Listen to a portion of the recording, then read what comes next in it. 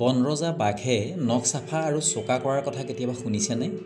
তাহানিতে ককা দেউতাহঁতেও কোৱা শুনিছিলোঁ এডাল বিশেষ গছত বনৰজাই নখবোৰ হেনো চাফা কৰে।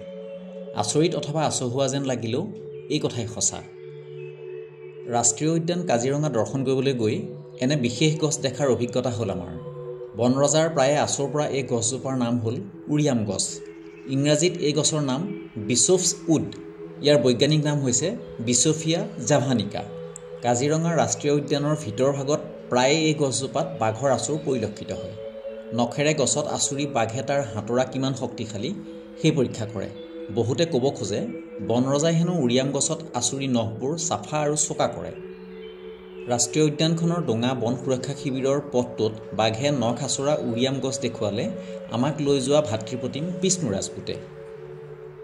এই গছজোপাৰ কাঠ আচবাব তৈয়াৰৰ পৰা দলং নিৰ্মাণৰ সামগ্ৰী হিচাপে ব্যৱহাৰ কৰা হয়।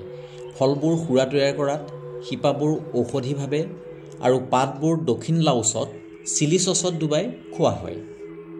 প্ৰাকৃতিক সৌন্দৰ্যৰে ভৰা এই ৰাষ্ট্ৰীয় উদ্যান বন্যপ্ৰাণীৰ সমান্তৰালভাৱে ৫৫০টাৰো অধিক প্ৰজাতিৰ গছ-গছনিৰ বাবে বিখ্যাত। ইতিবাচক বাৰ্তা এয়ে যে ২০২২ চনৰ পিয়ল অনুসৰি ৰাষ্ট্ৰীয় উদ্যানখনত ১০৪টা ঢেকীয়াপতীয়া বাঘৰ বসতি পোৱা গৈছে।